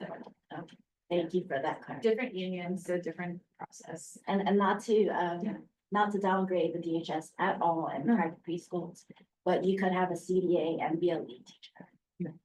So yes, Just saying in the private. yes, no, yes. And It's very so, different, yeah, so we have actually come to that. So interestingly, at one place, so another thing that we are working through too is that we have somebody who was formerly like a lead teacher, who has the CDA piece, but they're having a difficult time passing the parapro assessment. And so trying to figure out how do we then lead, because that's just a general DOE minimum requirement. So how do we help them pass the parapro assessment is something that we're working on too, but that number is also folded into this. So just as a recommendation, yes, substitutes. I know Christina probably knows it's such a high need. Yeah, absolutely, absolutely. Okay. One of the things that ELBL tried to look into, on the community-based side is a common subpool. Because for example, on the DOE side, every school level administrator can interview candidates to come into the subpool. And then, they kind of go through fingerprinting, whatever, and then they can get into the subpool and anybody can access them within a certain geographic region. If there's any reason why somebody feels like they shouldn't go through there, there's a process to not have them in the pool. But as I understand it, that is not the case for community-based providers who have to build their own pools. All the time, so I can see how that is excessively challenging. Because if I had to build my own sub pool for all the people on my campus, that'd be pretty crazy. So we continue to look at that as maybe a potential for shared services or something. Did you already say, like, if you could guess or give a range, how many folks do you think got tripped up in the OTM EA situations? I would say maybe for the EAs, it could be about half of those. Half of the vacancies. Half of these, yes. Yeah, it could be about half of these. Okay.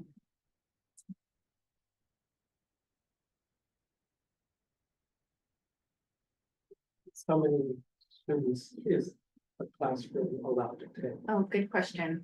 So the maximum by statute is 20.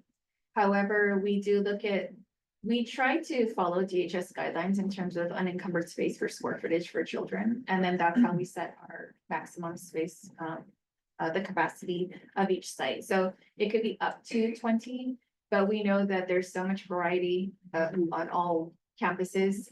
So some of them cannot hold 20 and it varies all below that. Some can hold more than 20, but we don't fill more than 20. And on a side note, there's lots of community funding already being pushed towards CDA programming, so there's funds in the community, CDAs are being paid for. We just can't get the recruitment.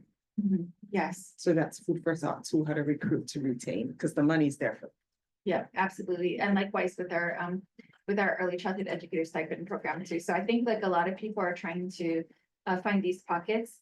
I think, it's just really, I think just elevating the profession is something that we can do. Like, this is really, like, this is great for you. And if you want to stay, what is the term to say? Assistant teacher.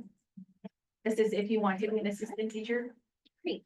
If you want to become a lead teacher, great, we can help you. If you want to become a director, great, like we can help you. So wherever your path may want to lead, we can help you. But I think trying to build surprisingly at that entry level is, I think, what we're working on. So that's why we're looking at high schools, but we can also look at, we've talked to other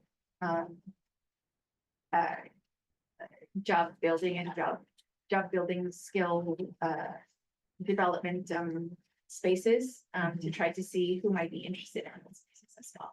And we recently went back to historical recruitment from recruiting from families. Yes. And so that has been very helpful because we've also been struggling with, especially our educational assistants in our classrooms. So that's another, and then just paying for their CBA appointments. Or connecting them with Patch or whoever has the funding. Yeah. Absolutely. Thank you. Any other questions or comments on this information from the board?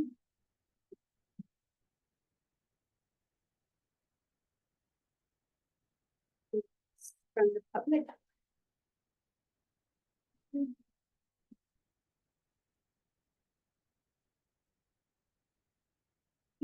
Seeing none.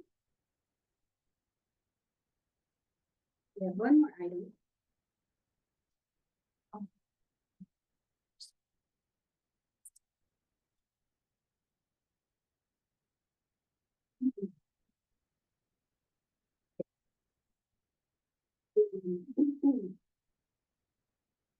So this is a proposed ad hoc or standing subcommittee. Right now, named System Collaboration, Communication and Collaboration. I gave board members that link to look at pages 20 to 22 in the current state plan. Just know that Yuko talked about it earlier, the needs assessment is being done for the next plan, and then another plan will be created for 2025 going forward. But I just wanted you board members to see that Early Learning Board has a place and we have responsibilities in the state plan. Okay, wait, I'm losing all you guys. Okay, we won't be able to, hold on, two board members. Yeah, we won't be able to vote on this, but we can discuss. Yeah, we have 4. We can discuss. But that's less than 4, that's counting. Yeah, we need 5. Should we call them back and try to do a motion? Let's just discuss right now and then we'll just. Yeah. So let me just let you know that this is. What I'm thinking is what I would like board members to think about is whether it should be an ad hoc committee. So an ad hoc committee or subcommittee has a 2-year lifespan, 2-year time span. And so they have an end date, and that's how that workforce policy was created, was through one of these ad hoc subcommittees. Or should it be a standing subcommittee? Or should it initially start as a ad hoc committee, so there's a definite time frame, they get something done, and then if we see the need, we have it as a standing subcommittee. Okay, so just thinking about the structure of this. And as you know, as we discuss, Yuka and I meet and she's hearing these issues and it's like, yeah, how do we, and even the question of where does this policy go? How do we address all of these issues? So that's what the Communication and Collaboration Committee, I think, would start to hash out. And the members would include key system stakeholders. So maybe a lot of people maybe people from the previous board, I don't know. Okay, so this would be something I would like you guys to think about. And ask questions next time. And maybe next time we can refer to governance. So it'd be like, we had a really good discussion on that legislative matters, and we had some good questions, so that can help frame that next discussion. And so that's what I would like guys to consider. Okay, so let me review our outcomes. If I can read my own writing.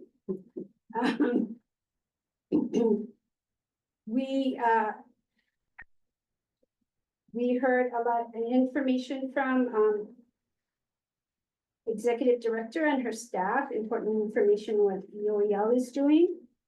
On the proposed bill, the board voted to amend the motion to include in the bill language to recuse the collab director from the discussions regarding EOEL Executive Director. We postponed the salary adjustment discussion. We referred the proposed standing subcommittee to handle legislative matters. That's referred to governance with AG input. So our Attorney General Ronald will be gathering information on the proper processes that committee could operate under during the fast pace of session. Harm to students was a good discussion, and it's going to be the board move to have it on the agenda for the next 2 meetings with updates on possible legislative action. Finance Committee is working on the proposed salary schedule. We have the vice chair election that will open. Nominations will open right after this meeting. Proposed bylaws, please review. We're going to vote on it next meeting. And section 12.4 talks about conflict of interest. So that could also relate to the Head Start Collab Director issue around on the bill. The Executive Director evaluation criteria. I will email the original document so the board members can see what Natis and Dana were talking about. And we're going to vote on that next time.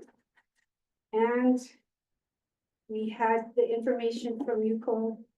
Thank you about the current enrollment and staffing of the EOEL pre-K classrooms.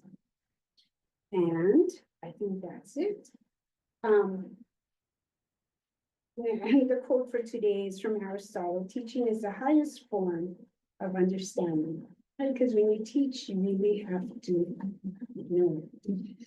So I just remember to honor our early educators and teachers, and mahalo to Christina and Lynette and Kevin. Yay, it takes a team to make everything work. So mahalo, everybody. And meeting's adjourned. Thank you.